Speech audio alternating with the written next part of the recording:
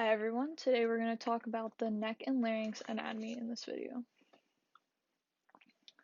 First, we're going to start off with the neck and the musculature. This is an anterior view, and our first muscle is the sternocleidomastoid. This actually has two heads, one attaching to the clavicle, one attaching to the manubrium of the sternum, and there's also attachment at the mastoid process, where we'll see on the next slide. It's innervated by the accessory nerve and helps to tilt and rotate the head and neck laterally.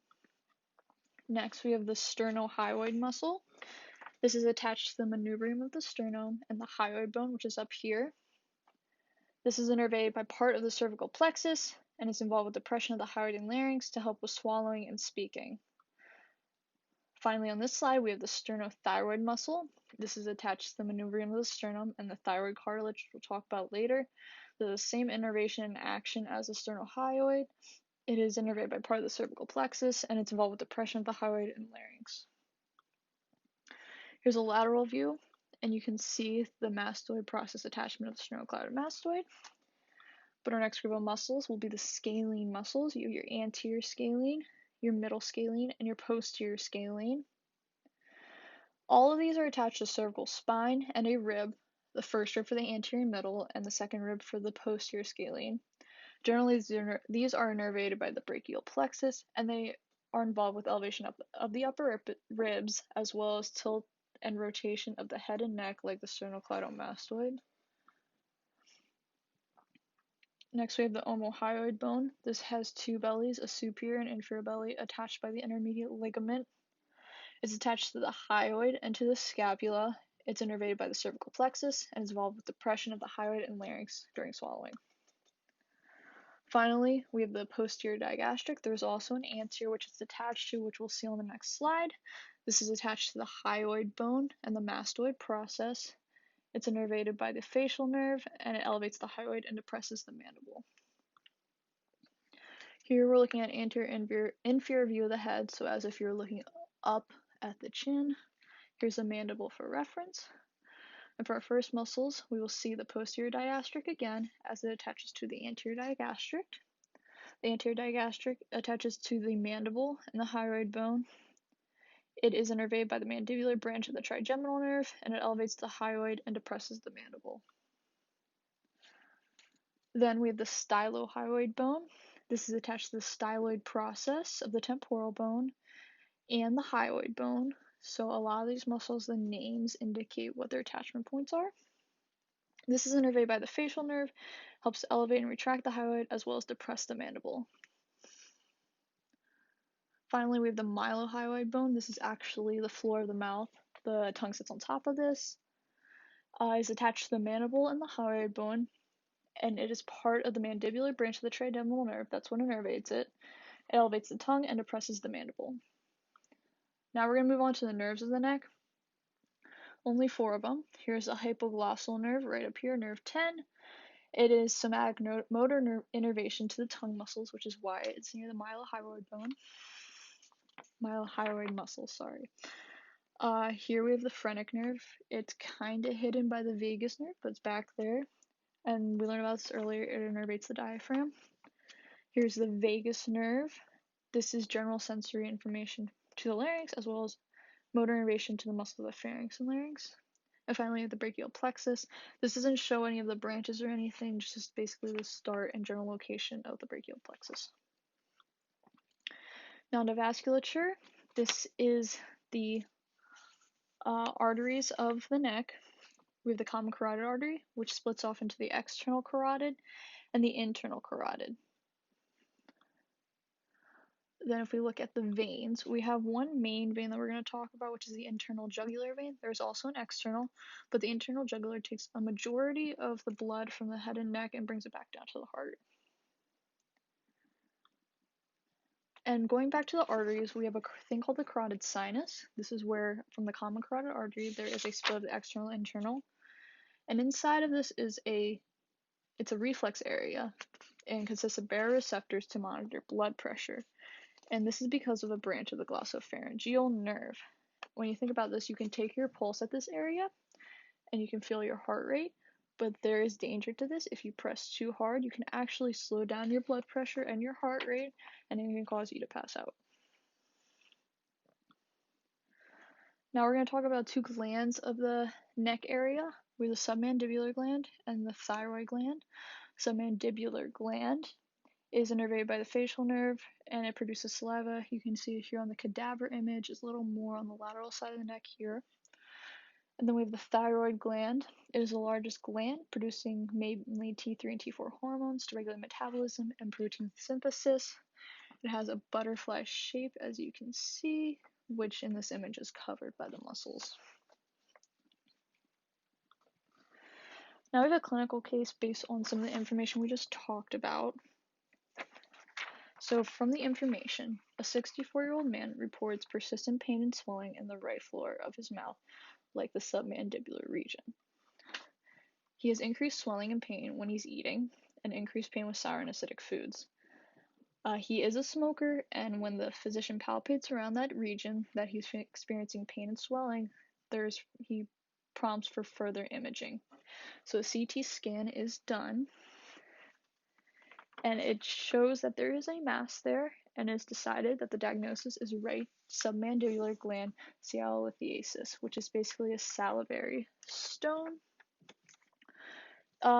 These are most common in the submandibular gland, which is why I included this in the video. And it can be treated conservatively with anti-inflammatories and by staying hydrated, because that is one cause of this, is being dehydrated. And if it's as big as the one in this image, it's most likely going to be surgically removed by cutting into the gland and removing the stone. Now on to the larynx. The larynx basically has a protective function of the respiratory pathway, so the trachea, through its hard cartilage in the front. And the first cartilage is the thyroid cartilage. It's pretty big. It's mostly seen on the anterior view.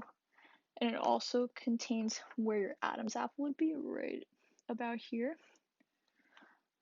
Next, we have the cricothyroid cartilage. Sometimes it's seen as cricoid cartilage in images, but this is the only cartilage of the larynx that wraps around the entire trachea. Next, we have the epiglottis, which isn't cartilage, but this is a part of the larynx that helps with when you're eating or when you're breathing. When you are eating, the epiglottis is going to depress to cover the trachea so food can't get into the respiratory pathway. And finally, we have the arytenoid cartilage. This is seen mostly posterior, and it's an attachment point for vocal cords, which we'll talk about next. Here's a superior view as if you're looking down into the larynx, into the trachea. Here's the epiglottis. So here are what we call the vocal folds. They cover the vocal ligaments, and they're basically mucus lines.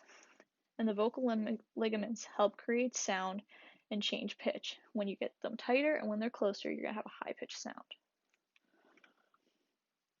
And here are the muscles that help produce sound.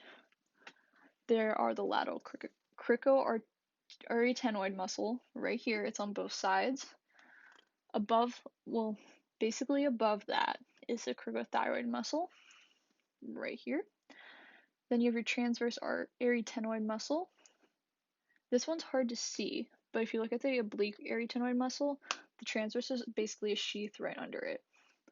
And you have your posterior cricoarytenoid muscle, which is on both sides. It's a big muscle that spans across here. And then finally, you have your thyrohyoid muscle. This is on the anterior view, and it aids in depressing the hyoid and elevating the larynx during swallowing. Now we're going to look at some cross sections, because for some of this anatomy, it's hard to understand how deep, how superficial it is in the actual body. So this helps understand where like the thyroid gland is, where some of the muscles are, where some of the veins and arteries are. So we'll start with the brachial plexus right here. It's pretty deep near the C6 vertebrae, because this is the start of the brachial plexus. Then you have your vagus nerve here, going to innervate the larynx. Internal jugular vein, your common carotid artery, which will eventually branch off into the external and internal carotids. Your infrahyoid muscles, an example we talked about is the sternohyoid, as it attaches to the sternum, and then the hyoid muscle. Your thyroid gland, the biggest gland, the sternocleidomastoid, and the scalenes, which both help tilt and rotate the neck. And if I were to guess, I would assume this is the anterior scalene muscle, and this is probably the posterior. And this transverse cross section is at the C6 vertebrae. Next, we're going to look at a sagittal cross section to help understand where the cartilage of the larynx is. To orient ourselves, start with epiglottis, which is the most superior, and you can see how it can close when you are swallowing to cover the trachea. Next, you have your thyroid cartilage, then your cricoid cartilage right here. This is the one that wraps around the entire trachea. And finally, you have your thyroid gland down here. And we're going to end this video with some example questions. So what nerve generally is affected by sialolithiasis, assuming it is occurring at the submandibular gland? This is the clinical case we talked about where he felt pain and swelling in his submandibular region, and sialolithiasis was the salivary gland stone. So trigeminal is incorrect because there is no innervation to any glands. It's mostly sensory to the face and motor to muscles of mastication. Facial is actually the correct answer. It has parasympathetic motor innervation to the lacrimal gland as well as the sublingual and submandibular glands. Accessory is only somatic motor into the sternocleidomastoid and trapezius. Phrenic innervates the diaphragm, and vagus is innervation to the larynx, pharynx. So B is correct. Which cranial nerve affects the carotid sinus, and what does the carotid sinus help regulate? So this was part of the common carotid artery. It's where it splits off into external and internal carotids. It contains baroreceptor there, so it's basically a reflex point. So when we're talking about that, would have nothing to do with respiration. It's nothing to do with diaphragm, the lungs, anything. This would have to do with blood pressure. So anything with respiration is out. Next would have to be the nerve. So if we think about the vagus nerve mainly is innervating the larynx, the pharynx, and some of the abdominal organs even. It has nothing to do with blood pressure or anything. So that one's out.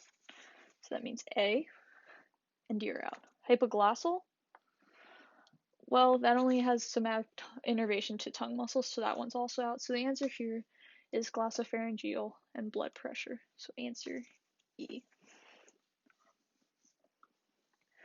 Next one, which muscle does not insert onto the hyoid bone? Like I said earlier, a lot of the muscles can be figured out by their names where they attach. So sternohyoid obviously attaches to the hyoid, sternum. Anterior digastric, we'll come back to that one. Omohyoid obviously attaches to the thyroid. Cricothyroid probably doesn't attach to the hyoid because it's attaching to the cricoid cartilage and the thyroid cartilage. And then thyrohyoid attaches to the hyoid. Anterior digastric also attaches to the hyoid. It was the one right under, well, technically on top of the mylohyoid bone muscle. So D, cricothyroid is correct. Which muscles are involved with head and neck rotation? This is what we talked about in the beginning. So your options are the anterior scalene, the sternocleidomastoid, and the mylohyoid. Mylohyoid I just talked about. It's right under the chin, and it's actually connected to the mandible and the hyoid bone. So that would have nothing to do with rotation of the neck or even the head.